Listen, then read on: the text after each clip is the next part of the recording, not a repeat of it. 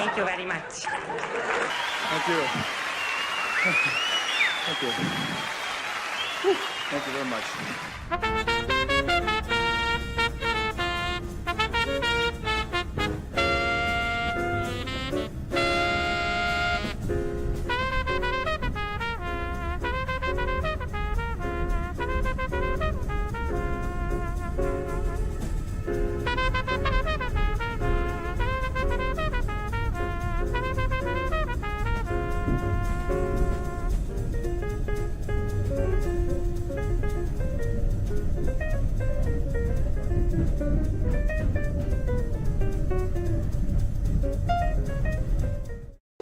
Thank you.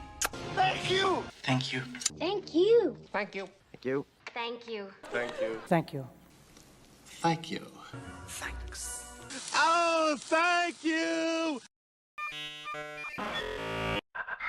Do you need various items that are likely to be found in a vending machine, like nail clippers, a shaving kit, candy bar, a lockpick tool set, random spaceship parts, a vintage can of Monty Drew's real sugar soda, tchotchkes and plastic bubbles like Dungeon Dice, a slingshot, or a real metal slinky? Stop by any of the 3 billion Interstellar Vinnie's Vendomat locations today. Come down to Vinnie's Vendomat. We probably got it from snacks to sodas to baseball bats. We probably got it. Yes, we got it. Oh, yes, we got it. So, a creature for my amusement. Prepare for battle. Well, it's nighttime, don't you know? There's a place you need to go. Grab your gal and grab your bow, 'cause it's time for the secret show. If you're feeling sad and low, and you're running out of dough, make it quick, don't take it slow, and head for the secret show.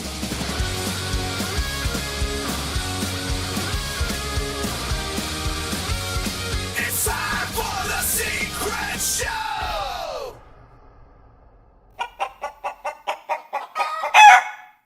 Aw, yeah. Chickens opening doors for you. Those are some real cordial chickens for you, opening the door there for you. Howdy. What's going on, everybody? It is I, Uncle Warren. Let me get rid of that. You can all read. This guy, he had a bad night last night, didn't you, buddy?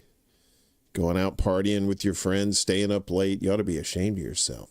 But he's not. Because he's the devil.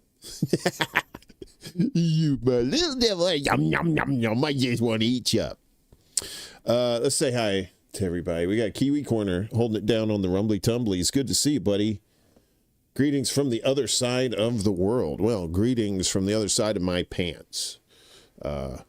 This side of my pants. Willie over here on YouTube. Thank you, Willie. I appreciate you. He says, America might be Uber allies in all its evil ways right now, but we all have each other. We are the true resistance, not hashtag Blue MAGA. No, you are absolutely right. It's no justice. It's just us. And we got to do something about it. Shit's getting stupid. Peace Dove's here. Thanks for the 10 spot too, Willie. Thank you so much. I appreciate you, not just for the cash, but for your friendship and for just, being a cool dude, We got, let me say, Peace Dove's in the house. Good to see you, buddy. We got Rick Solis' birthday. Da-na-na-na-na-na. You say it's your birthday. Da-na-na-na-na-na. It was not my birthday, too. No, because I'd be lying. We are Ronin. Bum, bum, bum, bum, bum, bum, bum. He says, speaking of resistance, trying to get everyone to take all the toilet paper from the federal buildings. Oh, my. Yeah. You know what? And the best time to do that is when you get on there. I can't remember the website, but you can get on there and track how many pizzas are being ordered around the Pentagon or the CIA buildings or FBI. And then when they're out going that's when we get them. We steal all the toilet paper, and they get all these pizzas, and they're, man, I gotta drop a deuce, and they go in there, and there's no paper, and then they're fucked. That's right. I don't see Ronan on here too late. I don't think Ronan stays up this late, but when he does, I gotta give him the farmers. We are Ronan. Bum bum bum bum bum bum bum. And be sure you're checking out Cornbread and Roses, North Alabama DSA in the house on Sunday nights, right? Is that right, Ronan? Sunday nights, you usually... I saw you sneak in another show this week, too, so... but yeah, check them out. And you know, all our peeps over here, too. You know the drill. 8 Central tomorrow. Very good, very good. Miss Tree, hello. Good to see you, dear. And Moose, not a moose, from across the pond, having some breakfast. You having some bangers and mash? What are you having? What are you having for breakfast there? Chuck's Intergalactic UFO Show Intergalactic, episode 5 dropped last night. Be sure, Chuck UFO Show on YouTube and Rumble. Check out his latest episode. Fun stuff. A cast of ones in it, but there's a few people in it. Some asshole playing Lincoln too. I don't know. But it's good stuff. Check it out. Chuck's UFO Intergalactic UFO Show. We got Miguel in here. What's up, Miguel? Miguel mixing it up. He's the straw that stirs the drink around here. He comes around. He's like, hey, how's it going? What's up? What's up? Hey, what's up? Steve G. Good to see you, my friend. What else is up in here? You got CBC Voter. What's up, CBC Voter? You getting a little bakerama? You having a little bakery fun? Little easy bake oven going on? Dingo ate me, baby. Hello, Dingo. Good to see you, my friend. We said Kiwi. We shouted you out. Let's see. Max RJ in the house too. What's up, Max? Max. Every time I see Max, I got Mad Max or Max Gale or Maximilian Schell or Schnell, whatever his name was. What was that guy's name? Bill? Pete? Did I miss anybody else? I hope not. If I did, as always, well, ain't better next time. We got chickens. You want to see the chickens? Over here at the old RoboCoop.live. Of course, that is a small red barn on your local YouTubes there. Check them out. They got all kinds of crazy shit there. They tell you the price of eggs, I guess. This is not your East Canada people. I guess this is somewhere on the West Coast. I don't know if it's Cali or not, but they have their favorites there. This is Air Razor, right? Like a little spotlight. And these chickens are just over here just doing whatever the fuck they want to do. We shouldn't really get up in their business too much, I guess. Maybe not. I hope not. We got a thing. If I can make this thing work. We'll see. I don't know how this is going to work out or not. So we got no, Daddy. Nobody told you to do that. So we got a little poll going on here in the old YouTube thing. Which future are we headed for or are already in? Your options are Star Trek, a socialist utopia, aliens, space corporations, which were kind of there with the SpaceX and all that. Judge Dredd, corporate government. That's pretty much where we're at. I think we got 13 votes so far. 54% for Judge Dredd, and 23% for Star Trek, socialist. Some people are some optimistic motherfuckers. I got to give you that. You got some optimism. Me, I would have probably said other, like rocks falling from sky future or something. I think Chuck in the chat said that we were in the Star Trek universe, which makes a hell of a lot of sense. we'll check in on that later, and hopefully nobody gets hurt. We'll see. Wait a minute. Why are you doing that for? You silly biscuit. We got stuff here. All right, we did that. All right. I added some new bells and whistles, and now I'm like, uh-oh, maybe I shouldn't have done that so soon. Let me check out here. You voted for other too, Miguel. What do you think? Where do you think we're heading for? Shitville? We heading for a Bill Cosby? I'm gonna get drugged. The future. Once we get through all the riots, I know, right? It's like in Deep Space Nine, where they said the riots that they had in 2024 that were supposed to happen. Yeah, they weren't very. They were only 30 years ahead of their time. They're the old Deep Space Nine people. We are in the bad part of the Star Trek timeline. Check the DS9 time travel episode to present day. Yeah, I can see that. Yeah, definitely. Miguel, you over there. You and Dingo over there on the Rumbles. I see you over there. You only use Rumble for the emojis, Miguel. Don't you sit there and lie to people. All right, well, we should probably get this. Yeah, the Bell riots. There's Alexander Graham Bell. No, it was what was her name? Belly. Wasn't there a group named Belly? Some musical group named Belly. Am I making that up? Did I just pull that out of me arse? Probably did. You voted for fill my bank account with cash. Ooh, yeah, I know. That's the fun one to vote for. I fill my bank account with cash. Cash Money B. We got videos. I like animals. You like animals? I don't know. So the commercial. Yeah, that was from Chuck's debut. Well, his episode 5 debut last night. From Vinny's Vendomat. We probably got it.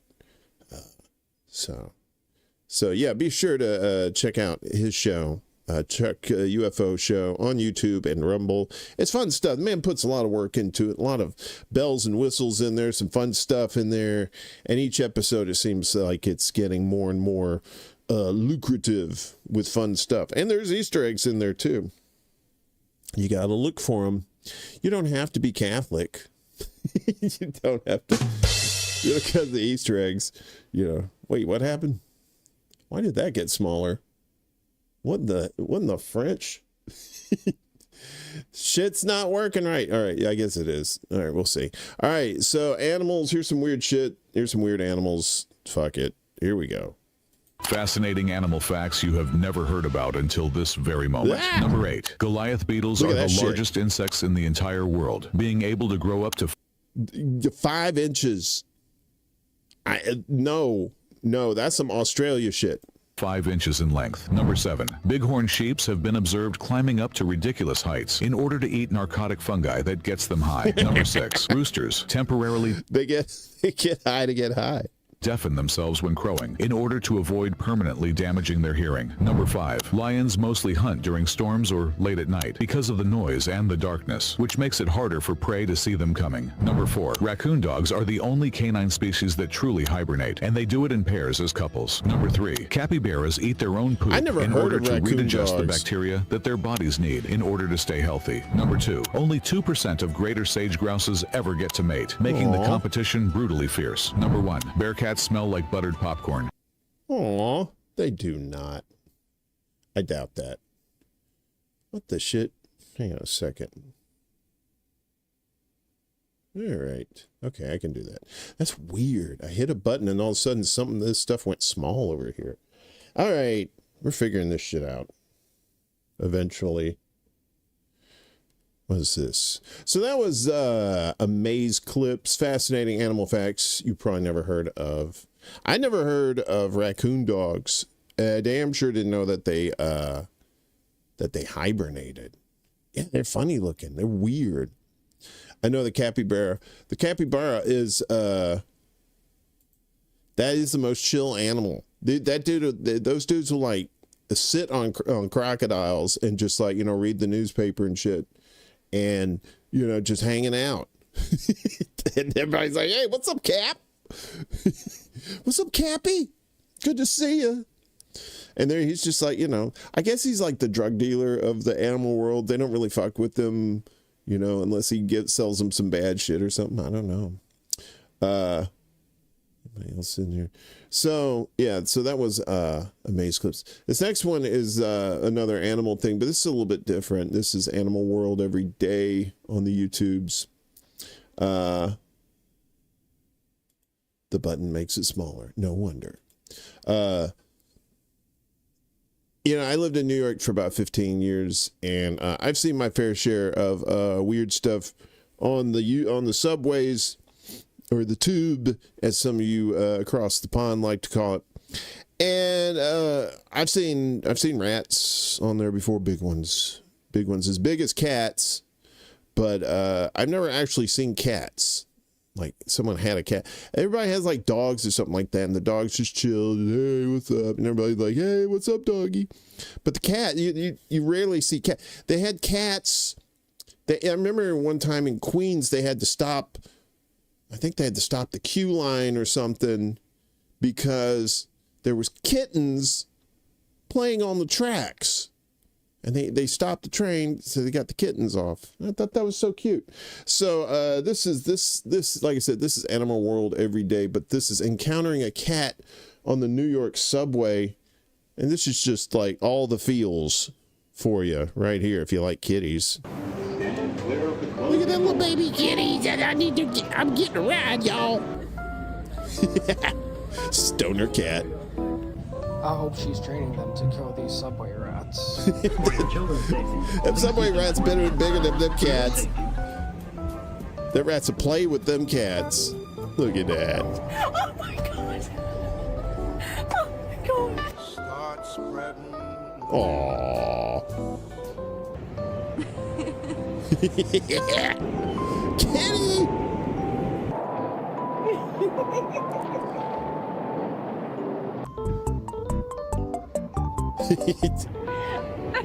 Now, I don't think that may be like Long Island Railroad or something. Why does God naturally make cats so beautiful? She's lived here for 8 years. See, that's what's scary is that cat's right next to the third rail. Well, there's the third rail right there. Man, don't pick up pussy at the subway. I'm just saying, it's not worth it.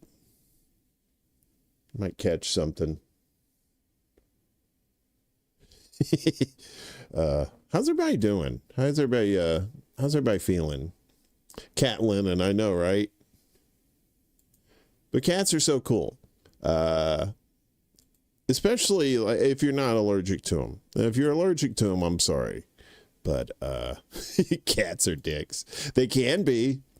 Here's the secret of dealing with cats. Just think of cats as like a roommate, right?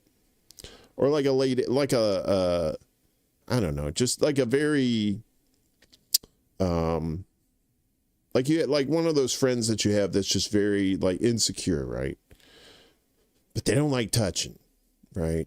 So the rule of thumb, wait for a cat to come up to you, because eventually a cat's going to get bored and see that you're actually doing something productive, and it's going to come fuck with you, because that's what cats do. Cats are assholes. They're sweetie pies, but they're fucking assholes too.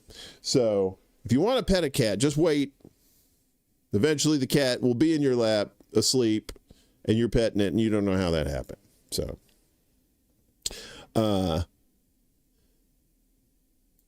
kitty playing fast and loose. But yeah, I like all animals, but cats are like, I think if you're in an apartment situation, cats are much easier to deal with. I mean, yeah, I know people in apartments have dogs and stuff, but you got to take the dog out. Unless you get one of those pee pads, like you have one of the like little like shivering purse dogs or something, you could get like a pad or something they can pee and shit on, so you don't have to take them outside. If you're into that sort of thing. All right. Yeah, roommate that rolls in the middle of the night and makes a ton of noise that wakes you up. Especially when and they run it all. If you got a hardwood floor and all of a sudden in the middle of the night you hear.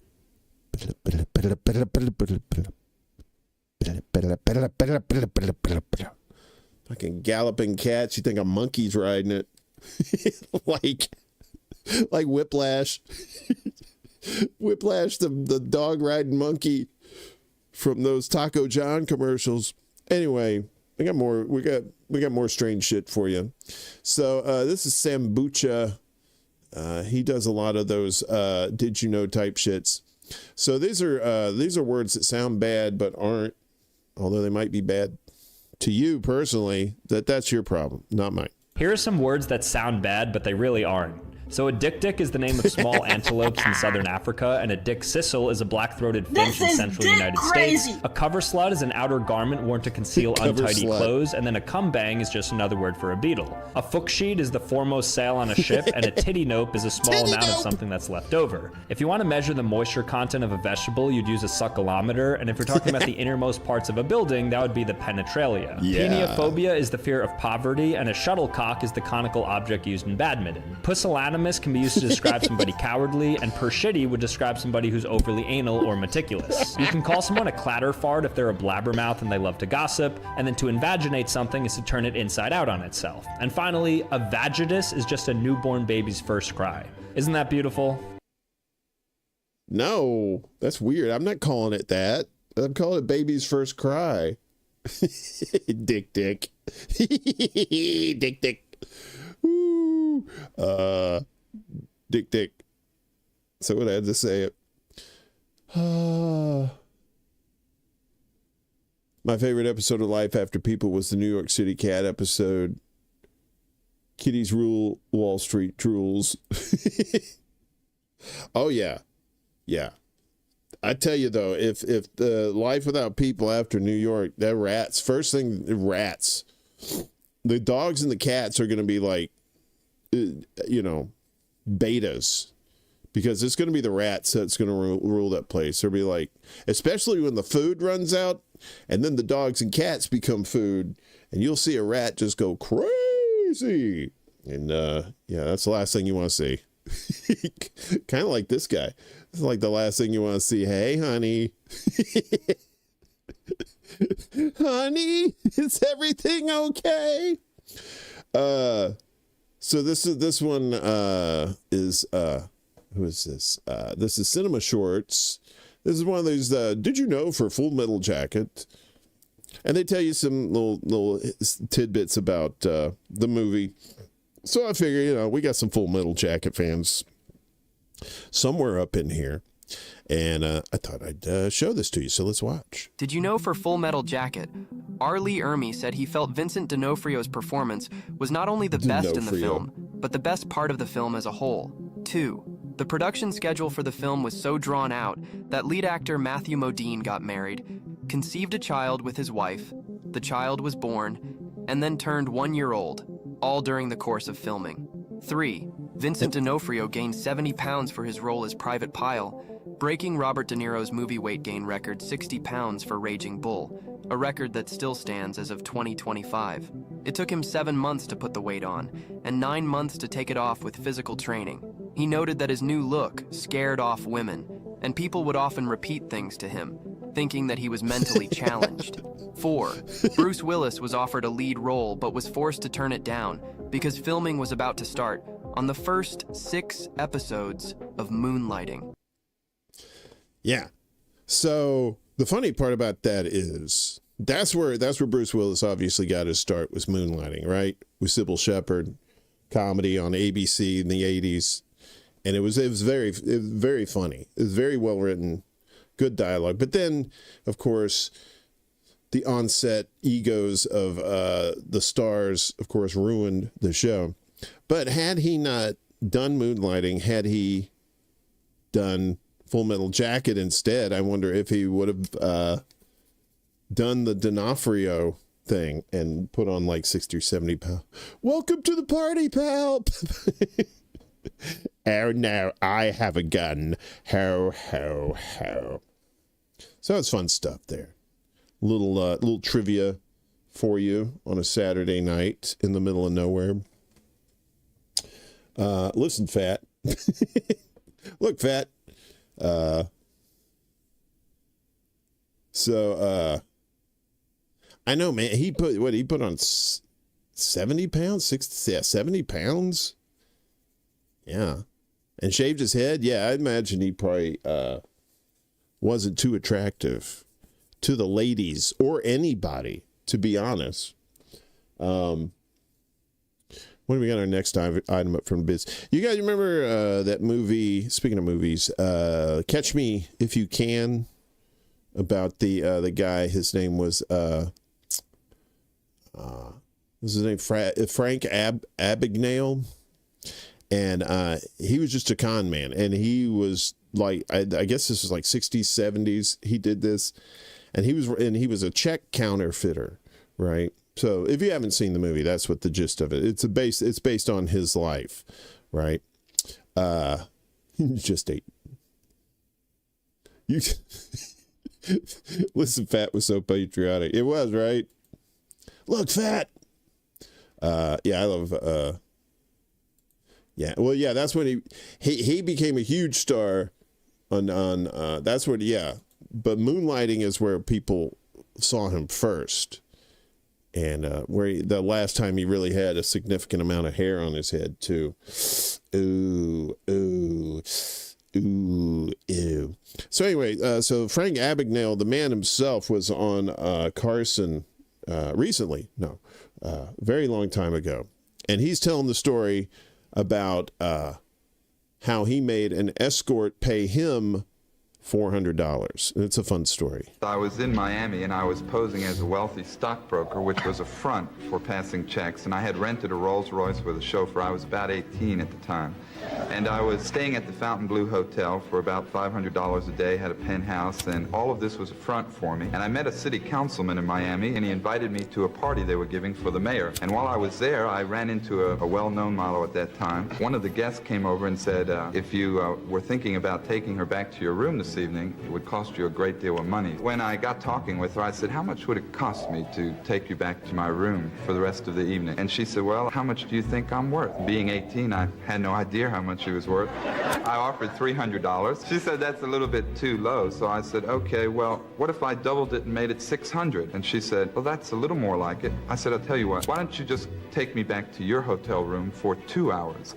And I'll pay you $1,000 in cash in advance. She said, let's go. So we went back to her hotel, and she was opening her door, and I said, now, I'll be right back. She said, wait a minute, where are you going? I said, well, I don't carry $1,000. I'm going downstairs in the lobby, cash a check, I'll be right back. She said, this hotel isn't going to cash a check at this hour of the morning for $1,000. I said, first of all, I own 35% of this hotel. Never been in it in my life, of course. And I said, this is a cashier's certified check. I said, just like gold, they'll cash it. She said, let me see. This is a cashier's check. Why don't you just make it out to me? I said, are you crazy? I said, this check is for $1,400. We already agreed on $1,000. So she gave me $400 change, and that's what it cost me. That's what's known as hooking the hooker. Yeah. Hooking the hooker. That was from Financian on the YouTubes. FINANCIAN. Yeah, so he basically got a hooker to pay him $400 because, of course, the check was no good. But these were back in the days when you could do that, right? This was before. I mean, I think this was, you had credit cards, but you didn't have the magnetic strip on there yet, right? This is when they were still doing the carbon copy papers, the one of those things, you know, where they did it over the things. So you could get it. You can't get, obviously you can't get away with that shit now. There's just way too much shit. But this cat he ended up getting caught, and he ended up working for, was it the FBI? I thought maybe it was, I think it was the FBI. But yeah, he was the cell. But yeah, so he ended up working for the government to catch people who were because he was so good at. He posed as an airplane pilot, but he didn't fly the plane. I think he just sat. He was the emergency guy or something. But he had like the suit and everything. I don't know. I'm not big into those kind of movies, but from a historical standpoint, it's actually a pretty decent movie to watch if you haven't seen it already. So, what else do we got here? Kinds of shit here. So, I know I gear a lot of the stuff on this show towards old people because, well, I'm old. And they always say in writing, write what you know. So I show what I know, and that's old people stuff, right? And so I watch a lot of old TV shows too, a lot of times. And in some of these like old comedies, even from like the 90s, have laugh tracks on them. Not the studio audience. It's a laugh track. And at the time, you didn't really know, but it's a real psychological thing about the laugh track. Obviously, it's there to tell you that it's okay to laugh at certain places, but when the laugh track's not there, then is it actually funny or not, right? So we have here, this is Nick Goodner on the YouTubes there, and he's talking about why did old TV shows have a laugh track.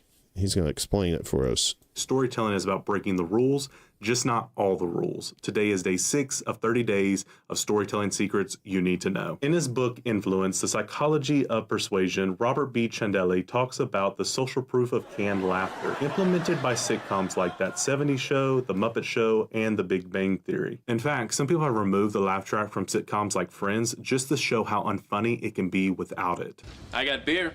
I got bottled breast milk. Why don't we start with the beer? Okay. But what does this have to do with breaking the rules of a story? The psychology of canned laughter shows us that audiences take cues from others on whether or not they should enjoy a show. Ultimately, canned laughter teaches us people feel safe in the establishment and in a community of people, which is why old TV shows have a laugh track. It's all psychology, right? And then they started going to live audiences, although they've had live audiences in the past. MASH is a particular example of that, where they had a laugh track for a few seasons and then they dropped the laugh track, which was kind of a little disjointing at the time because you're like, wait a minute. But if you're in a movie theater, it's kind of the same way too, right? You may find a part not particularly funny, but if you hear people laughing around you, you might actually chuckle a little bit. Or, you may be that obstinate motherfucker who's just like, man, this show is shit. Ain't laughing at none of it. Which is all fine and dandy, but there is like a kind of a psychology to it, which, kind of like the thing about the yawn, how like if you... usually like maybe 2 or 3 people might, if you're in a group of people, maybe 2 or 3 people might start yawning too. The first law of cartoon physics states that in cartoons, physics operates similarly to physics in the real world unless it's funny or otherwise. Yes, that is correct. And as long as the appropriate funny sound effects go along with it too. So, because, you gotta have the boing, dang. So yeah, that was Nick Goodner. It was Nick Goodner. We like the, well, yeah, they'll yawn if they're tired too.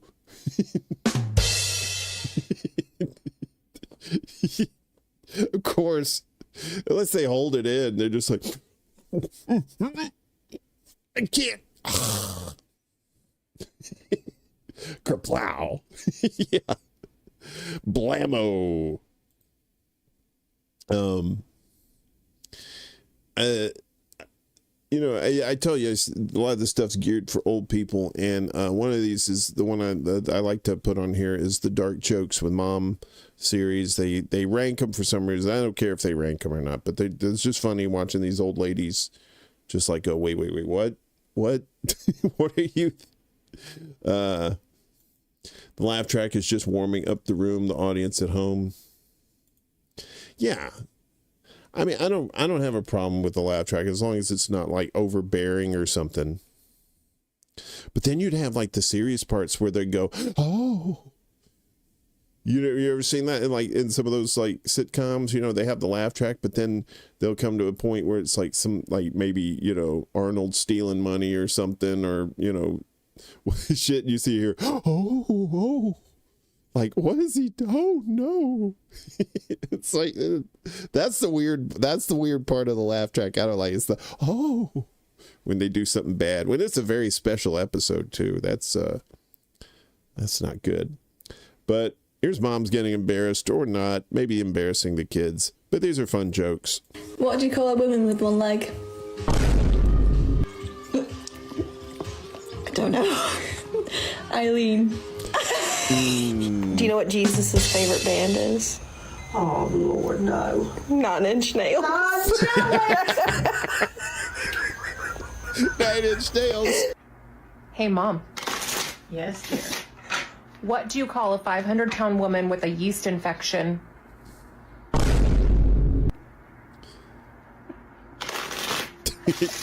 I don't know. A Whopper with cheese. You can't what? Oh no! What's yellow and can't swim? Lies. I don't know. A bus full of children. Oh, that's not nice. Hey Mom, what's the difference between a mosquito and a hooker? When you slap a mosquito, it stops sucking. They always save her for last because she's always just like, oh my God. That's Norm's rankings on the YouTubes there. Dark Jokes with Mom, part 30. Yes. We love shocking old people. But that's the thing. You got to get the boomers. The boomers are the only ones you can shock. The Gen X older people, they're going to be like, you know, we were saying shit and fuck like when we were like first grade. You know, we're very unshockable. It takes a lot. It takes a lot to shock us. Shakalaka. This next one's fun. This is from Soviet Stories with Yuri. And this is a fun fact about Russia and the Kremlin that you may or may not know. So you're going to get your learn on here about the Kremlin in Russia and what Kremlin actually really means. Let's watch. If you've ever watched the news, you've probably heard the word the Kremlin. Kremlin did this, Kremlin did that, etc., etc. But what exactly is this Kremlin? You probably think it's the White House of Russia. But no, let me explain. Throughout history, unlike Middle Eastern or Asian cities, Russian cities didn't have walls around the entire city. Instead, they built walls just around the city center, protecting strategic buildings, armories, and holy places. These smaller walled centers were called Kremlin, which basically means fortress in Russian. In fact, almost every major Russian city has its own Kremlin. It's just that when Western media says the Kremlin, they're talking about the Moscow Kremlin, because Moscow has been the capital for most of Russian history, and its Kremlin contains government buildings. There you go. So when you hear the Kremlin, you can say, which one? And then, you get all fancy on their ass, like, I know more than you do. I didn't know that either, to be fair. I didn't know. I always thought the Kremlin is what they called the capital, that, you know, like the White House, but it's the Kremlin, right? Lo creme de la Kremlin. Lo creme de la Kremlin. The creme de la Kremlin. Kremlins, don't feed them after midnight. And don't get them wet, and don't threaten them with ICBMs because, yeah. I hear Kremlin, I think Tetris. Tetris. Yes, comrade, you play Tetris, yes? You play with Yuri. Yuri and Vladimir. I saw this one yesterday, and I thought this was genius. This is who is this? This is Xander Zone Videos. Although they may have ripped it off, I'm not sure. But anyway, this is a trick to get a lime. This is a nice little party trick. The AMC Kremlin got terrible gas mileage. Quick, put that into H. You remember that from The Simpsons? Homer buys this Croatian car or something, and he doesn't know where drive is, and he ends up backing into a house, and he goes, quick, put it into H. Anyway, so this guy's going to put this lime or lemon, whatever the fuck this is, lime, in the jar, and she's going to have to, he'll tell you, but I'll tell you this right now. So she's going to have to pull the lime out of the glass without spilling any water. So how is she going to do it? How is she going to pull this lime out of the water without spilling any water out of the glass? Let's watch the magic. Okay, for $100, get the lime out of the vase. Okay, easy. I can just reach in, right? You told me can, earlier but I you can reach in. cannot spill any water. You cannot spill any water out of it. Oh, you didn't tell me that earlier. I just did. For $100 though. Can I tilt it? You can try whatever you want. She gonna fuck up that watch. Can't spill the water out. If I tilted and I put my hand on this side. Nope. Nope, that's gonna come out. There's a way to do it though. No, you can't take the water out. I got it. Can I drink it? Like no. So you just answered your question, Chuck. The same amount of water inside. There's a trick to it, right? There's There is gotta a be trick. It's a fancy little trick. Okay, probably something like blowing. Can I blow? She wants to blow that thing really bad because she's probably had a dick that big. I ain't lying. And that's why I'm crazy as fuck. Blow in there? I can blow in there, right? Like this? You can try. You can blow in there. What about if I wiggle it like? What if I just play with the balls? What if I just play with the balls? I think, can I use this? I'm gonna try one thing. Don't worry, Okay. I just know there's a trick to it. Okay, if I... That's not gonna work. If you do this and then... Okay, you know what that gets you? No, that's stupid, A that's stupid. soggy $100 bill. I know, it'll dry. It'll dry. Okay, you want me to show you? Man, yes, I think so, yeah. Okay. All right, so how, okay, let's see. Drinking 8, no, you can't take any water out. Okay. So you can't drink it. The water cannot leave the glass in any way. Put salt in the water. That's to make it float. They didn't mention that. That could be. All right. Anybody else? Bueller. We're gonna reveal how they do this. You'll be like, wow, really? It's fucking science, dude. It's oh, now you identify as you're a Nanofox. Are you a Nanofox now? You're not an Anonymous anymore? All right, let's reveal. Go ahead and do this with your finger. Okay. Dip it in. I did that. I was trying to grab it. No, with one finger. One finger. One finger, okay. And now swirl it. Swirl with one finger. No way. Yes way. What? No, it's not gonna work like that. You gotta go faster. There you go. Look at that. Faster. Move. There it is. You got it. Yes! That's so cool. Isn't that great? Yes. Nope. What do you mean no? You ain't getting no money, bitch. Because he done showed you. Yeah, so that's a neat little party trick if you ever decide to go to a party anymore. Fingering giggity. Giggity go. Yeah, so you gotta spin it around. So that's a party trick there.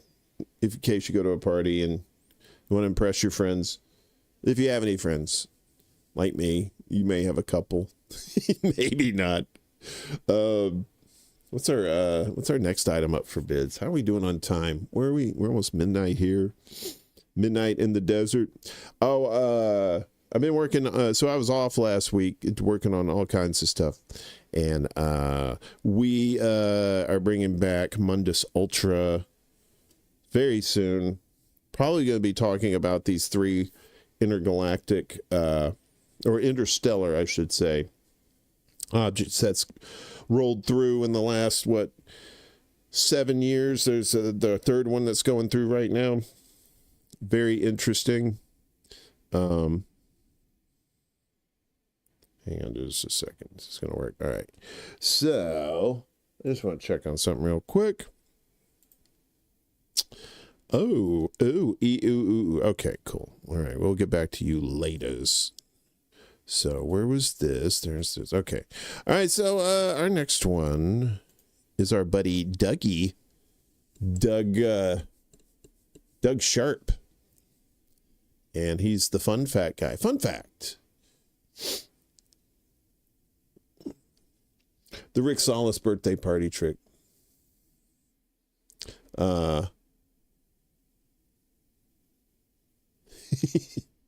Okay. So he's talking, this one is fun. So everybody loves cigarettes, right? Don't you love the cigarette companies, the tobacco companies like Philip Morris?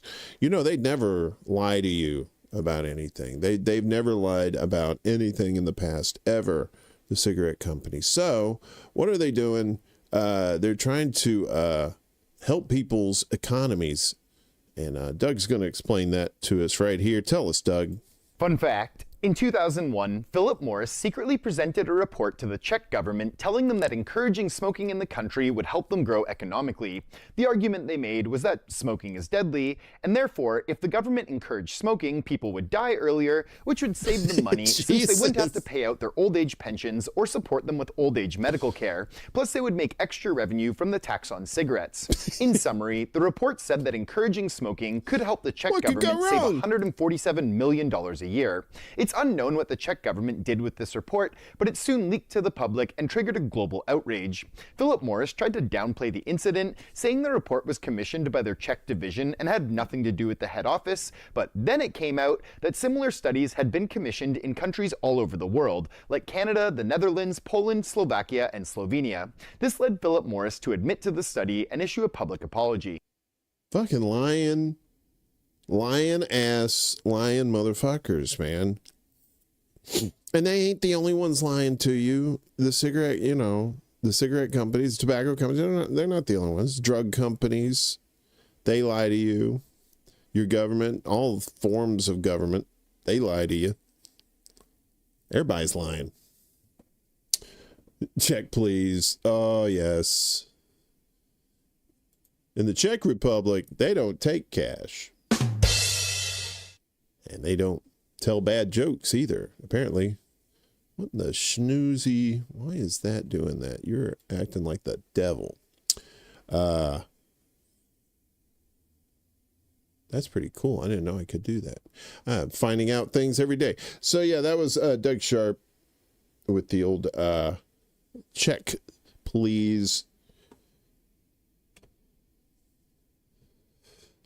Yeah, I mean, you gotta remember, like, they back in like the 40s or 50s or something, they were having like TV commercials for Lucky Strike and like, ask your doctor if Lucky Strike's right for you.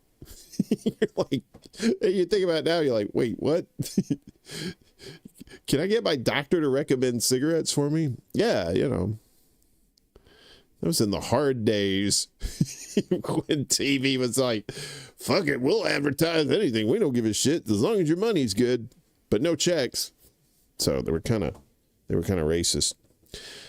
We haven't had our buddy from Morbid Facts on, but I thought this one was kind of appropriate since a lot of people are talking about these chip implants that go into people's heads, you know, like brain mods, you know. Chuck would know something about that, right, Chuck? When you're not doing anal probes, you're sticking chips in people's heads. Is that what it is? So this is Neuralink's first human trial that took a dark turn. So you heard about Neuralink's. This is the first guy to do it, and not so good. Morbid Facts, Part 663. In January of 2024, 29-year-old Nolan Arbaugh became the first human to receive a Neuralink brain implant after being paralyzed in a diving accident. Though the surgery was celebrated as a milestone, things quickly unraveled. 85% of the device's threads retracted from his brain, crippling its function. Neuralink scrambled to deploy emergency software fixes just to keep it working, allowing Nolan to play chess and move a cursor with his thoughts. The surgery carried serious risks, including infection, brain damage, and long-term complications. Arbaugh's implant was never removed, and the company hasn't disclosed the full extent of its ongoing effects. Yeah, so don't stick shit in your brains, please. Can't we call up common sense and say, hey, common sense, do I need to put shit in my brain? No, you dumbass. You're like, well, but it's for people. It's for, it's to help people. Is it really worth playing chess with your mind if your brain might explode? I mean, come on. You don't smoke tobacco. You mean I don't smoke fags? Is that what you're saying? Because that's what they call them in England. I don't smoke fags. I used to. I smoked for 15 years. And then I said, that's a wrap. It took me a while. I had to do all kinds of crazy shit to break out of the habit, but I do not crave cigarette. I can have a cigarette now and not be like, oh, I gotta go buy a pack. So I'm well beyond that. But I haven't had a cigarette. Oh, wow. I can't even remember the last time I had a cigarette. That's crazy. It's been a few years. So yay, health, right? But what are we being healthy for? A shitty world. So I don't know if you've ever heard this. It's not really a game, but it's called Universe Sandbox, I think. And basically you could set up scenarios for like anything in the universe that's, like if you want to make Beetlejuice, the star, a black hole, you can do whatever you want, right? So in the spirit of stonerism in the middle of the night, I'm sure there's been some conversations where somebody said, dude, I bet you could put all the planets between Earth and the moon. It's a huge distance. You could put all the planets. And you're like, no way, man. Jupiter's like 9 million miles wide or some shit. There's no way it's going to fit, right? So we're going to see. This is from a Simuliverse. And this is place all planets between Earth and the moon and see if they actually fit. Place all planets between Earth and the Moon and see if they actually fit. All right, let's line up every planet between Earth and the Moon to test this famous claim. Starting with Mercury, the smallest planet, followed by Venus, which is nearly identical to Earth in size but spinning backwards, and then Mars, the planet we might actually colonize. Now for the giants, beginning with Jupiter, which is so massive it has more mass than every other planet combined. You could line up 11 Earths across its width, and its great red spot alone could swallow our entire planet. After Jupiter comes Saturn, light enough to float in water if you had an ocean big enough, and finally the ice giants Uranus and Neptune, both about 4 times Earth's width. The moon at its farthest point is 397,000 kilometers away, while all the planets together measure 388,000 kilometers. They fit with 9,000 kilometers to spare, enough room to add Pluto and still have space. Now let's run the simulation as Jupiter's gravity instantly takes over, pulling smaller worlds toward it while the other giants get pulled together in a massive collision. Yeah, so we were just saying if you could stack them, see if they would actually fit. And then, when you actually run the simulation, Jupiter says, "All right, fuck it, everybody, bring it in. Come on, come on. Even you, Saturn." And Saturn's like, "Oh, I'm gonna bow up." And Jupiter's like, "Bitch, you and your rings." Yeah, don't fuck with Jupiter. Steve Breedlove, what's up? Hey, good to see ya. Happy Saturday night to you. Yeah. So yeah, don't place Jupiter too close. I love those what ifs, right? You could do that with that program too, right?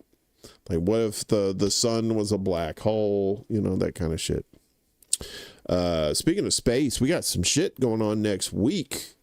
Fireworks in the air. It's like love. It's in the air. And I love this chick. This is Astro Alexandra. She's like a real sweet pea. She's a cutie pie too. And she likes space. She's going to talk about the meteor shower that's coming up this week. Let's watch. Grab your friends, grab a date, grab some snacks, because next week, on August 12th and 13th, it's the peak of the best meteor shower of the entire year. This is the Perseid meteor shower, and not only does this peak at about 100 meteors per hour, but the Perseids are also notorious for having fireballs, which are basically shooting stars that look like they're exploding in the night sky. Those are caused by larger chunks of stuff hitting Earth's atmosphere, because what's happening is that Earth is passing through the debris field of Comet Swift-Tuttle. So a long time ago, this comet took this path and left chunks of itself behind in space. And every August, when we reach that point in space, we travel through those chunks, which hit our atmosphere at 59 kilometers per second. These are easiest to see in the northern hemisphere, especially before dawn, but you can also see them all night, especially if you go somewhere dark. And when you're laying back and looking at these, just imagine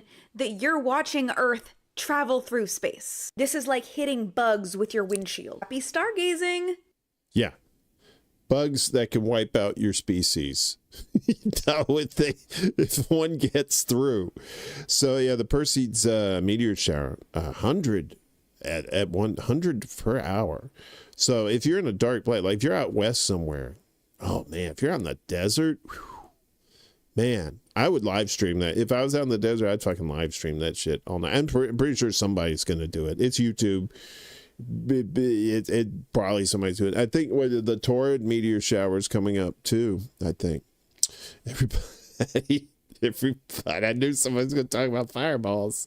Get your hand off my penis! Thank you, Miss Tree. Thank you for having a dirty mind like me. Yeah, so that was Astro Alexandra giving us the 411 on the Perseids meteor shower. So, you okay there, Bella? What's going on? Are you having a senior moment? Come on, buddy. We don't have medical facilities around here, so if something happens to you, I'm sorry. I hope you're okay. No, I know you're okay. Yeah, so space, man, some crazy shit. That 3i Atlas that's coming through, and that's going to be passing by Mars and Venus and Jupiter.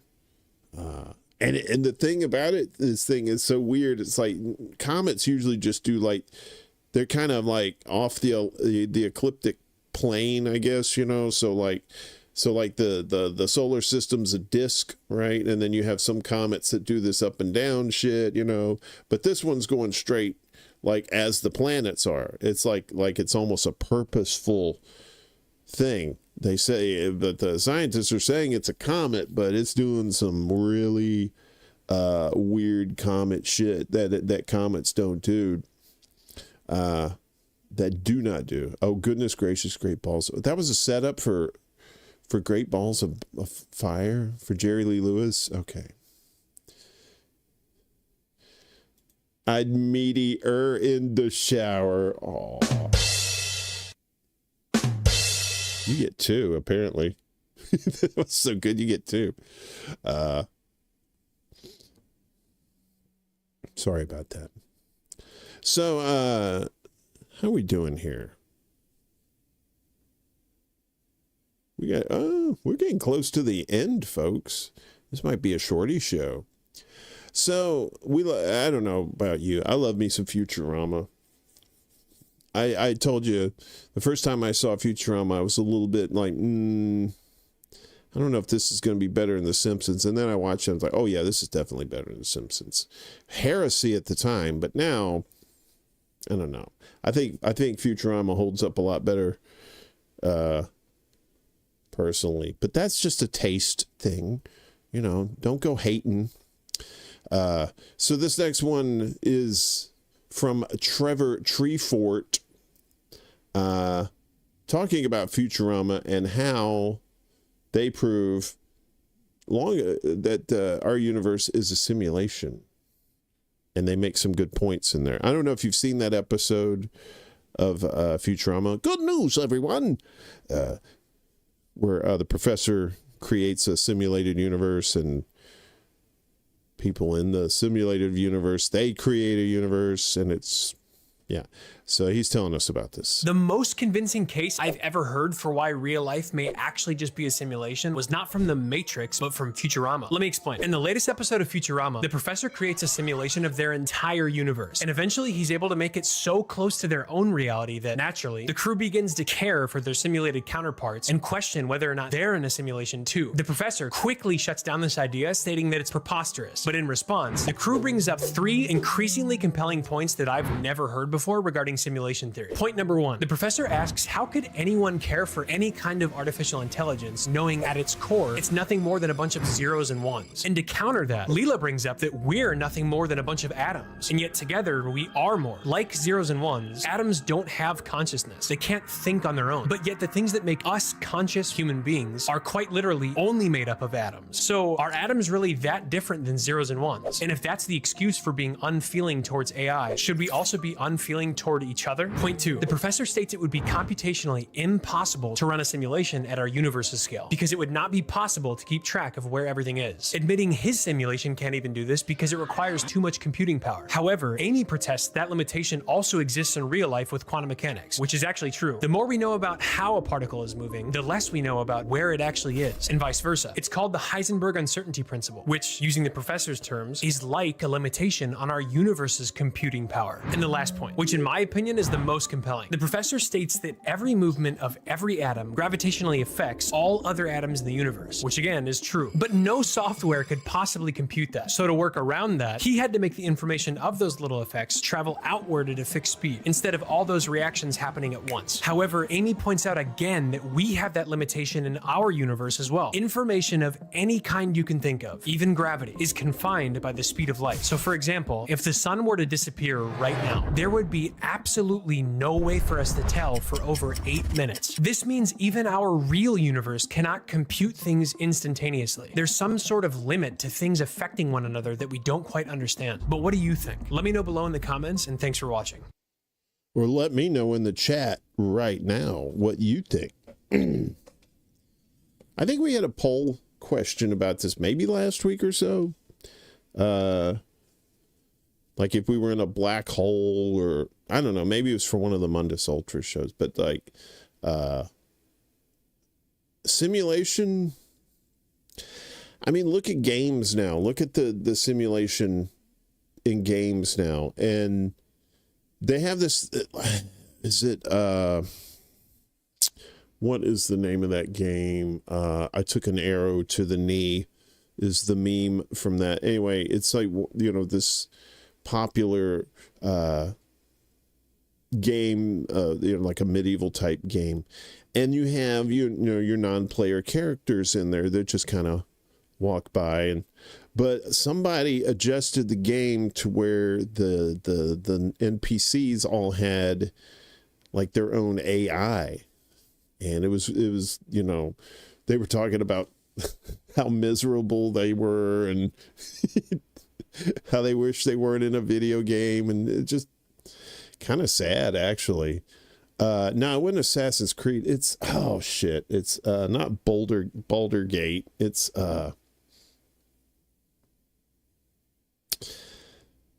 shit. But they did. It was the same. I think it's the same company that did Fallout. Whoever did Fallout did this game. It was like their big game before Fallout became big. Anyway, it'll probably come to me later when the show's over and I have Google in front of me. I'm a prompt. As for like AI, I mean, I don't know. I mean, that's a good point. How ones and zeros, how different are they from atoms? But there's various types of atoms, aren't there? Or is atom like the basic unit, right? And then atoms don't have feelings, I don't think. So I predict that probably AI is going to have like some sort of emotional shit. That's why we shouldn't have it controlling anything that's like vital to humans, right? Because if they get emotional, that's going to be it. Game over. Do not insert coin. Unplug game. Our next buddy is who is this? So that was Trevor Treefort before. This is Cody, our buddy Cody, who always gives us the kind of the word origins. This one, he's doing movie facts for you. We like giving you some movie facts every once in a while. So he's going to give us some movie facts too. The baby from the 1980 horror classic The Changeling was played by a young Joshua Jackson. The voice of Mojo Jojo in Powerpuff Girls is the same guy who does the voice of Ghostface in Scream. The original choice for Brendan Fraser's role in The Mummy was Leonardo DiCaprio. Ralph Macchio is now over 10 years older than Pat Morita was during the filming of... So he's older. He's 10 years older than Pat Morita was here. Look how great. You see, back then, the boomers, man, the boomers in the silent generation did not age well. they got rode hard, put up wet. The Karate Kid. The original choice to play Doc Holliday in the movie Tombstone was Willem Dafoe. And the actor John Cazale was only in 5 movies before he died of cancer in 1978. All 5 of those movies were nominated for the Academy Award for Best Picture. That's wild. Talk about going out on a high note. He said 5 movies. That's it for me. No, it's not Call of Duty. Come on, Moose. You know what I'm talking about. Something Gate, not Baldur's Gate. What the hell is it? Shit, I gotta look that up. That's gonna kill me. Who did Fallout? Who was the Fallout company? Shit. Come on. My old brain. Was it Bethesda? Bethesda did it. So Bethesda games. What did they do? Doom, the Dark Ages, the Elder Scrolls. That's what I was trying to think of. Not that. The Elder Scrolls. They were somebody had taken NPCs in the Elder Scrolls and had given them AI, so you could walk up to them and have conversations with them. It was pretty wild. Yeah, Bethesda. Heaven's Gate. Yeah, it was Heaven's Gate. They were waiting on that comet. Put on their Keds. Was it Keds that they wore? I can't remember. See, Jonestown had Flavor Aid, and Kool-Aid always gets a bad rap for Jonestown. It wasn't Kool-Aid, it was Flavor Aid, because they were too cheap to get Kool-Aid for their murder. Shit. Anyway, what else do we have here? We have more stuff. This is I don't care. I always like to play these guys because they're funny as shit, but you know, somebody might think I'm racist or whatever. I don't really give a fuck anymore. I'm too old to be you want to cancel me, that's fine. But this is the Because We Are podcast. Highly recommend you check out their channel. Fun stuff. And they do the Family Feud style game show. But this one is we asked 25 black people about lying, and they're going to tell us how to know if black people are lying. Again, I'll probably get canceled, but I'm going to go out with some funds. We asked 25 black people, name something a black person might say before they're about to tell you a lie. Trendo. All right, so boom. All right. So boom, you got number 3. So boom. Hodge, you can still beat it. I don't think anybody actually says this, but the most common is what had happened was. What had happened was Trendell thought he had the top end. Yeah. But then I stepped in and got the number 1. I am gonna play. I know a lot of liars. Let me tell you something. That's gonna be strike number 1. Damn it. Okay. And that's not a lie. I ain't forget about you. That's before they about to tell you that they ain't got your money. Yeah, that's not These questions are so damn vague. I'm gonna be honest with you. So close. God damn it. That's the one I would have put up there. So boom. What do you got for me, T? You got one shot. Here's the truth. Here's the truth. My power is to mess up your answers. It's not up there. Damn. I should have went with the other one. Wrap it up. We asked 25 black people to name something a black person might tell you before they're about to tell you a lie. Number 6. I ain't gonna cap. No cap. No cap. I ain't gonna cap. I knew it. I No cap. literally No cap. just I ain't said gonna it. cap anything revolving around cap. I'm surprised you guys didn't say it. Very modern lie. Number 5. On my mama. Lying on your mama is crazy. Yeah. Lying on your mama is insane. And number 4, I like this one. Huh? Like, You heard my question. give yourself that little extra time to think of the lie. You know what I'm saying? Add some seasoning onto it. That's a pro saying right there. Give you a little bit more time. Number 2. Pro saying. I'm not gonna lie. I'm not gonna lie. I'm not gonna lie. I ain't gonna lie to you. I ain't gonna lie. I kind of feel like that's what I said. When I said, I'm going to be honest with you, that's not the same as I'm not going to lie. He said you was close. The fact that you're saying you're not going to lie and then you blatantly do it, it's like, sure, makes it even worse. So, I don't think that applies just to black people. I think that applies to everybody. I've heard a lot of white people say, man, I ain't gonna lie. And I'm like, sure as fuck, here it comes. The biggest fucking lie you're gonna hear all day. So that is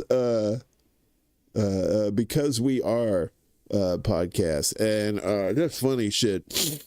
I love those game show things that they do on there. They're so much fun. So, and they're black too. So then I don't get to call race. I say, hey, look, they're saying it, not me. I'm just laughing.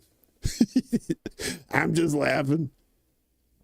We got our buddy Tim from Kicking Herald, our music guy that likes to give us a little music trivia. And this is a fun, little fun bit of trivia. I had no idea was behind well, I'll let Tim explain. Did you know that this song was recorded as a bonus throwaway track for this album? I got my mind set on you. And having all of George Harrison's rock star friends on it was a total accident. It all started when George had dinner with Jeff Lynne and Roy Orbison, and he asked Jeff to help him record the extra song. Then Roy Orbison asked if he could come along and listen, and George called Bob Dylan to use his home studio.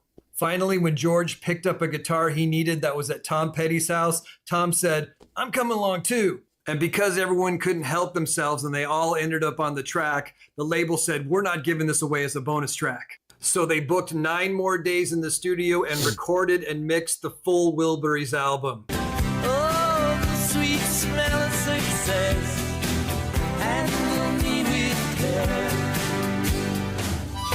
I didn't know that.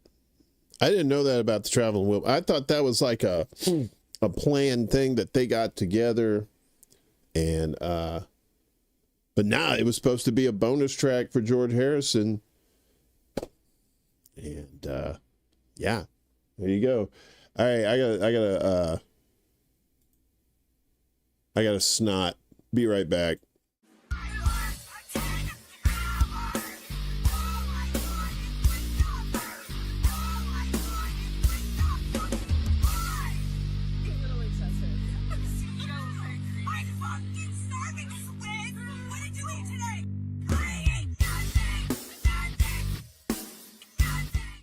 All right.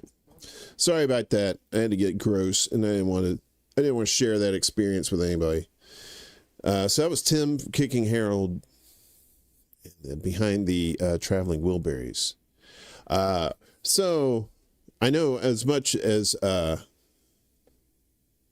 dad loved those dudes, fond memories listening to that album. Yeah, I enjoyed that too. You're from the government and you're here to help. Yeah, that's when you know a white person's lying when they say that. I'm from the government. I'm here to help.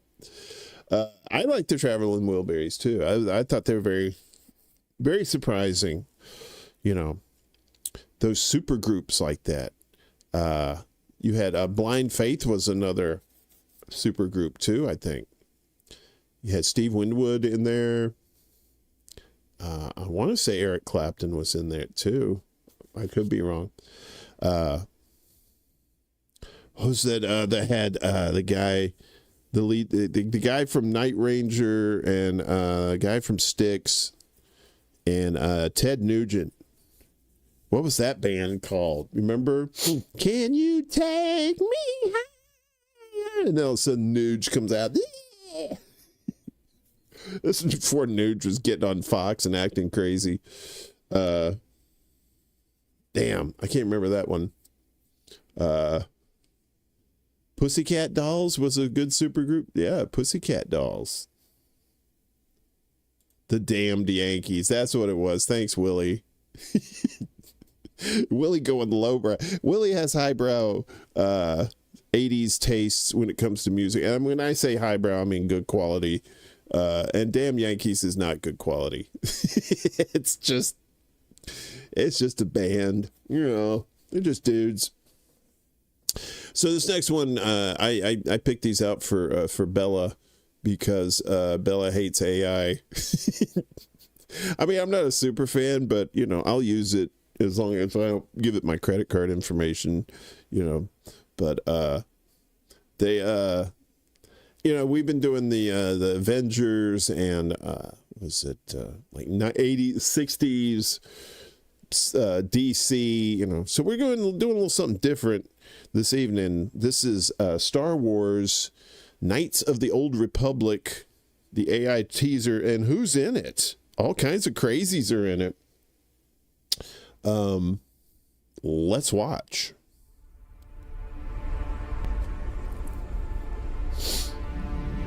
Grey Walker.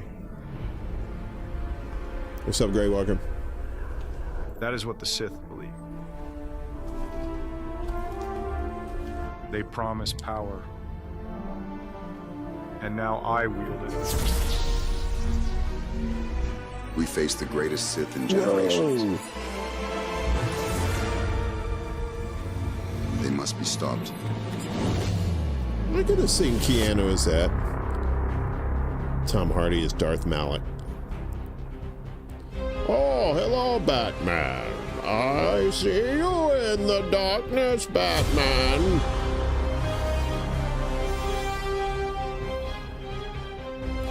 I'm probably gonna get dinged on this music, so if I get DMSR'd or whatever it is,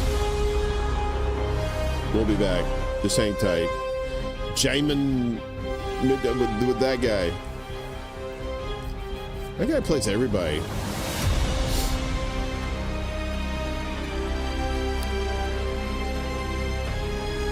Gal Gadot is Juhani. Juhani. Ah, I see what you did there, AI. Juhani. I don't know who Juhani is. I don't know a lot of these characters. I'm just throwing a freaking bone to my Star Wars people.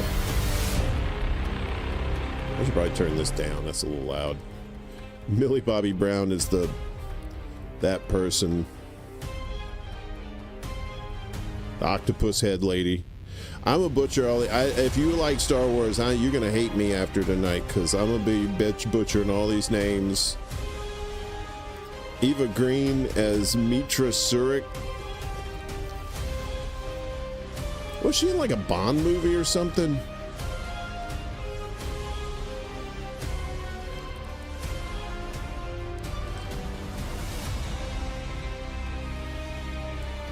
She looks pissed.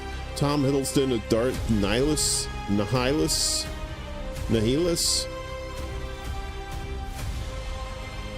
Look at that. I'll bring that down. That's scary. Ryan Reynolds is HK-47. Oh, was that what's his name? Alan Tudyk? Did Tudyk do his voice, or he was somebody else, wasn't he? Oh, she was in the Bond movie? Yeah, with Daniel Craig. Was it Casino Royale she was in? Keanu Reeves as Revan? Whoa. Orifice?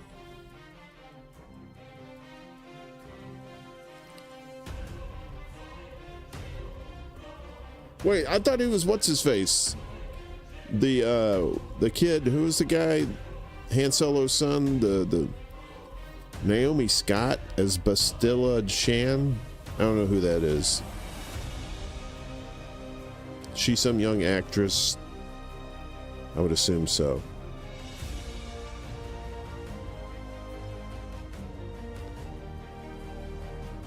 Nice hair bun though. Gary Oldman as Emperor Vidiot Valkorian.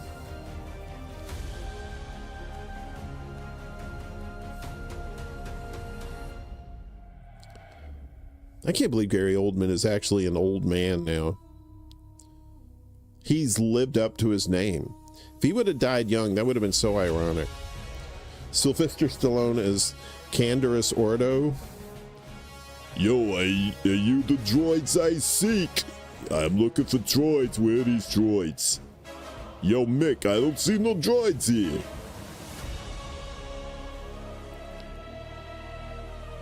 He looks pissed. Have you seen him lately? At least he's not looking like Mickey Rourke, though. Helen Mirren as Kreia.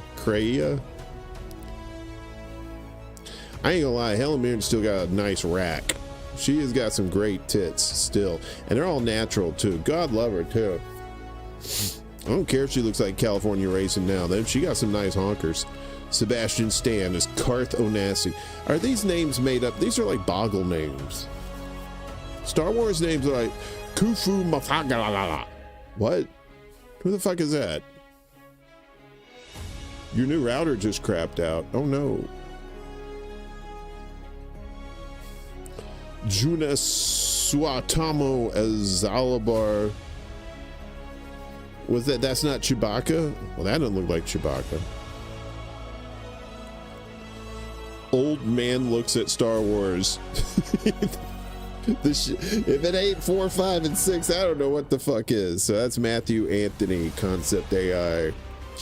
So Strider HD is the name of the channel on YouTube. So you get a little extra music in there apparently. You can stop. Fun with our AI overlords. Let them entertain us before they turn us into batteries and we have to entertain them. I figured, you guys, you're cool people. Oh, really?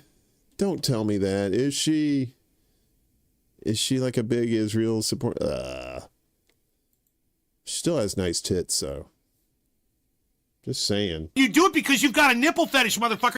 I do. I got a honker fetish, too. Not really. I don't really care. It's like a buddy of mine said, more than a mouthful's a waste. But if you got big honkers, well, I'll sidle up to the buffet. I don't care. I believe this is AI. I wish this was a real song, but I doubt this is. But this is from you get a little musical break here in the middle of the night with Clyde and the Stylers and the bullshit they told me. So this is a little music song here for your palate. Enjoy. It's got some cursing in it, the way you like it.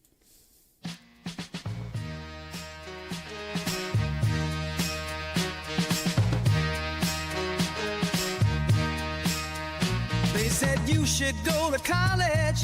Now they're mad in debt. You'll absorb a bunch of knowledge. Well, I still don't know shit.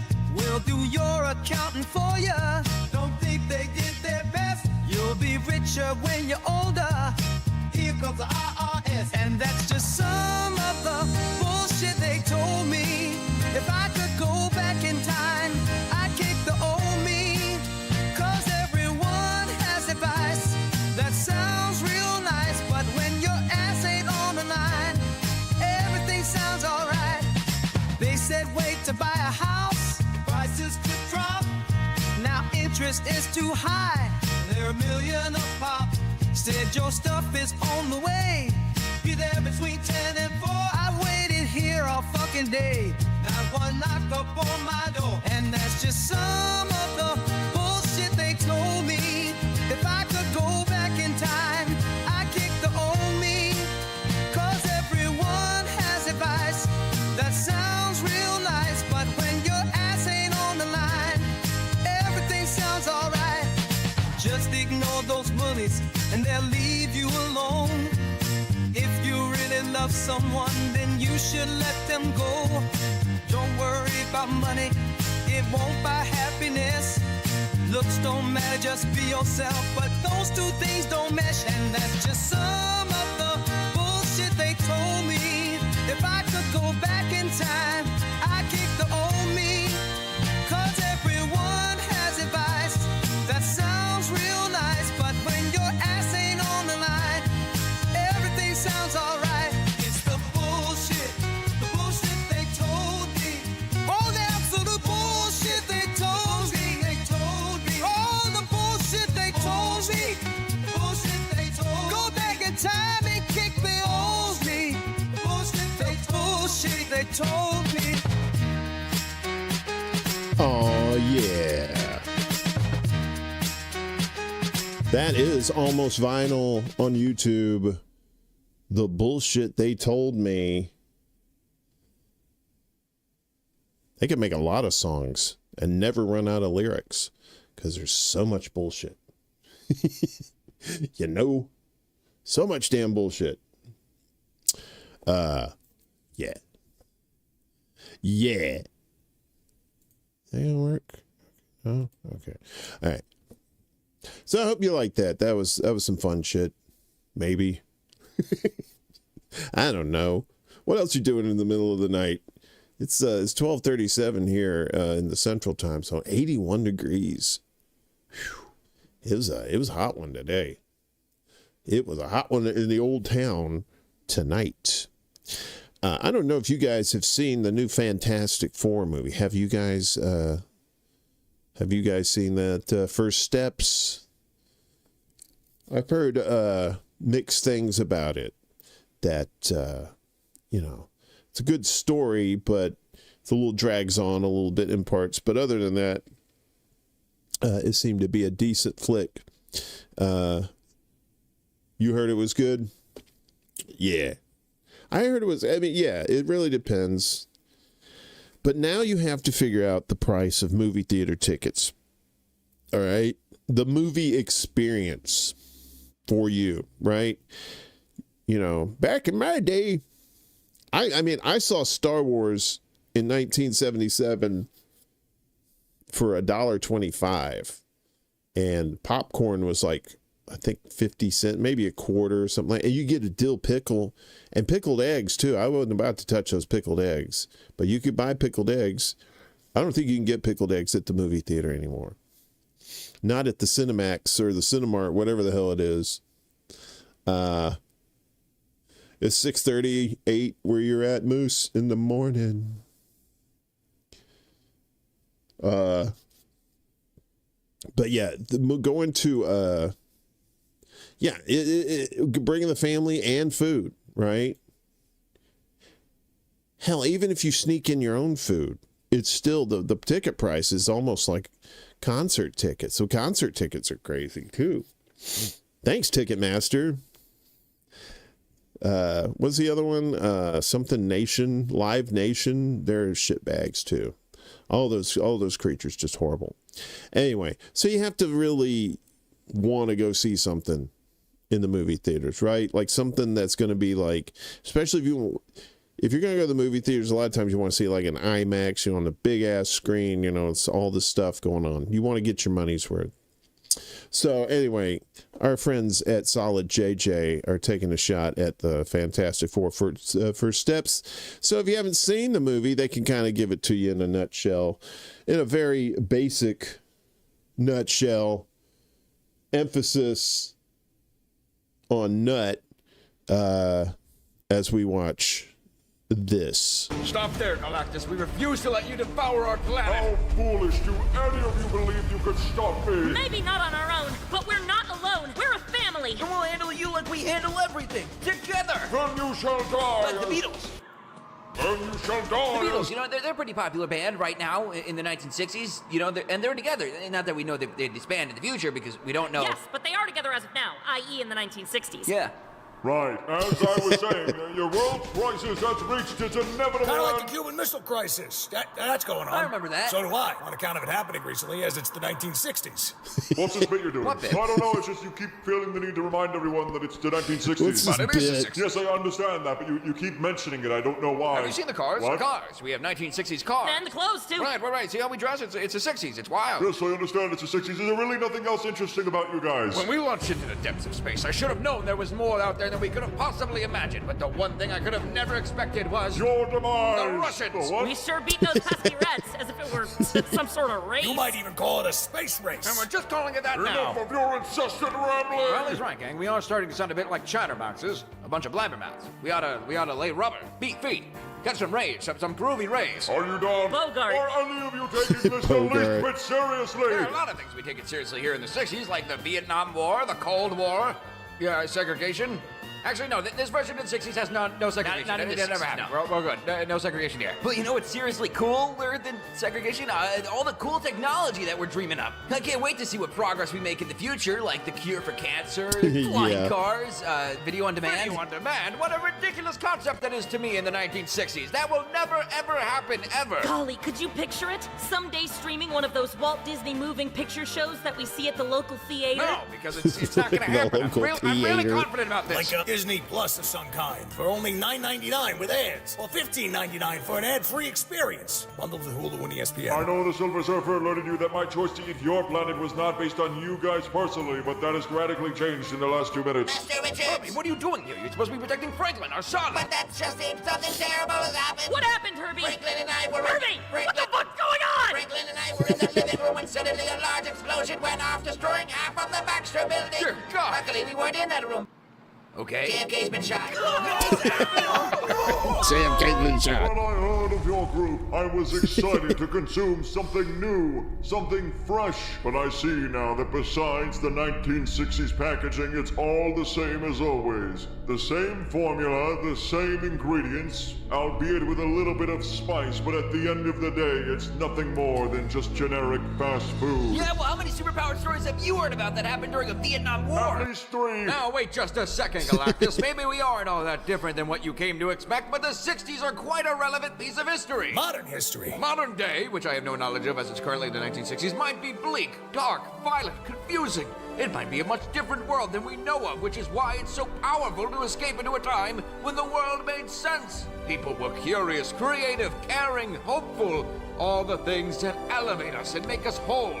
It was an era of love, an era of understanding. So yes, it's the 60s. I'm proud of it. Is that so wrong? I noticed there was a whites-only water fountain in the Baxter building. Hey everyone. Who are you? Spider-Man. I'm just here to let you guys know that you've officially milked the 60s thing for all it had. There's no more charm left to go around, so we're just gonna bring you guys over here now to the mainline world. But what about Galactus? He's gonna eat the world. We're actively filming like 3 Avengers movies. Nobody gives a shit. No, okay. This video's Good stuff there. Solid, JJ. Solid as always. I haven't seen the movie. I've just seen the reviews for it. And yeah, it just seems like, we just need to get back to writing better movies, or the AI is going to do it for us. You just need to, something's going to happen. I think that's the end of the show. We'll check in on our poll with 19 votes as which future are we headed for or are already in. A lot of you said Judge Dredd, the corporate government at 53%. Star Trek and other got 21%, and aliens at 5%. Yeah. I should have said aliens and Blade Runner too, because I think they're unofficially set in the same universe, maybe. I could be wrong. I may be wrong. I'm wrong about a lot of shit. That's why I have to look up stuff all the time. Yeah, so that's hang on just a second. Let's see something here real quick.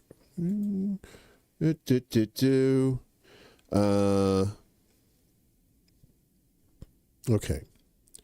So, all right. So, believe I've got this in the description. I'm not sure. So Cowboy Kitty's got a GoFundMe going. And shit, I think I have the link down below. I meant to put it in there. If not, I'll put it in after the show. If you can hook him up. His sister-in-law, I think, got taken by ICE. And I think they're trying to raise like $4,500 for her legal fees.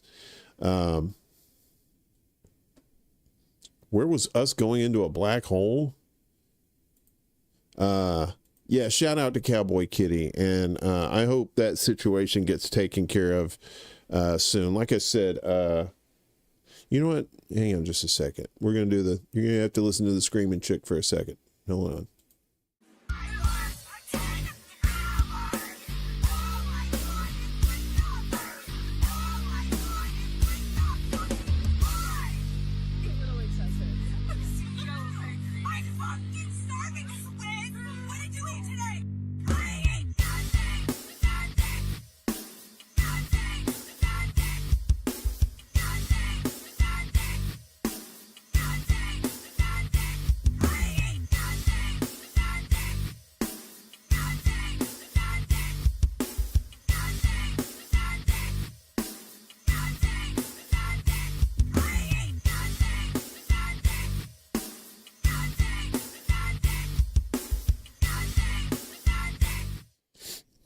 Okay. All right. I've got the thing here. I think so. I should have come prepared, but you know me. Never prepared. You can go away. All right. So here it is. After all is said and done. And I'll put the link here in the thing in just a second. So Kitty says, I could use your help with my fundraiser on GoFundMe. Please share, support, or donate. Every small action counts. So working mother taken by ICE, please help. And so yeah, this is a fundraiser for the legal defense of Natalia Vichikova. She's been here 9 years legally and was currently in the process of applying for a green card, working and paying taxes as a box truck driver, taking care of her daughter. She's been taken into ICE custody after being illegally stopped over a registration that was not expired. All funds will go to her legal defense and to get her, help her get her life back together after this is resolved. And a lot of people have been affected by loved ones being, stolen, kidnapped by ICE. Let me grab this. Okay. And let me do this. That should work. Hopefully that works. All right. So the link is in the thing. I'll have the link in the description afterwards too. So if you can help out, if financially, that'd be great. If not, if you could share out the link, that helps out too. Also, like we said, our buddy Chuck, his new episode 5 just dropped for him last night. So check out Chuck UFO Show on YouTube and Rumble. Good stuff there. And if you want to support us, the links are down below here too. You want to become a Patreon, get your name up in lights, as it were, during the show. If not, if you could share out the links, I appreciate that too. We don't like begging for money on here, although, we could use the money for good things. But, we understand that a lot of you are tapped out and have more priorities to deal with, which is totally understandable. Handle your business, as they say, and hopefully, you're able to take care of yourselves and other people that you really care about too. So anyway, what's going on tomorrow? So Cornbread and Roses tomorrow with our buddy Ronan from the North Alabama DSA. If you could check him out and like, share, and subscribe to his channel too. We got Political Matrix tomorrow, I believe, with Marcus and Teal. Should be a fun show. They always do good. Although it's football season coming up now, so he may be going back to Saturdays pretty soon because, he's the feetball. Yeah, man, of course. We all up in this together, my friend. So, yeah, solidarity to you. Solidarity to everybody, too. Let's shut this shit down. Voting ain't going to do shit for us. Giving money to shitty podcasters ain't gonna do nothing. We gotta get in the streets. We gotta start talking to people that we don't normally talk to. Unfortunately, that's what's got to happen. You got to get out of our comfort zones and talk to people. Don't talk at them, talk with them. Find out common things you have between you, and then you get to the hard stuff. That's how you do it. Don't beat somebody over the head with some sort of message when you're trying to get this person to help you do something, something good anyway. But I appreciate you. I love each and every one of you. I'll be back Tuesday for Morning Extra at 11 a.m. Eastern, 8 a.m. Pacific time. This show will be back next week at midnight Eastern, 9 p.m. Pacific time on YouTube, on Rumble, and on Facebook, and wherever you pick up your dry cleaning. Thanks, everybody. Have a great night. Love each and every one of you. And see you when I see you. Peace. There can be only one. Yeah!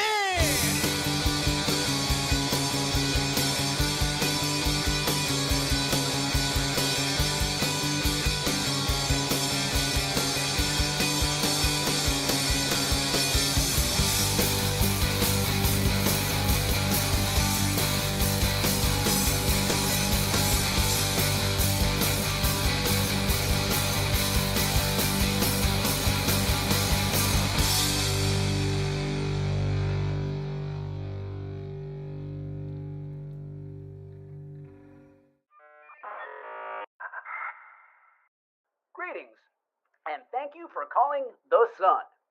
All solar operators are currently assisting other callers. Your call is important to us. Please stay on the line, and a representative will be with you before the next solar eclipse. If this is an emergency, please press 2. Thank you for pressing 2. We hope you've been provided with the temporary relief that many callers experience from pressing a button that has not in any way prioritized your call. Please, stay on the line. A solar agent will be with you shortly.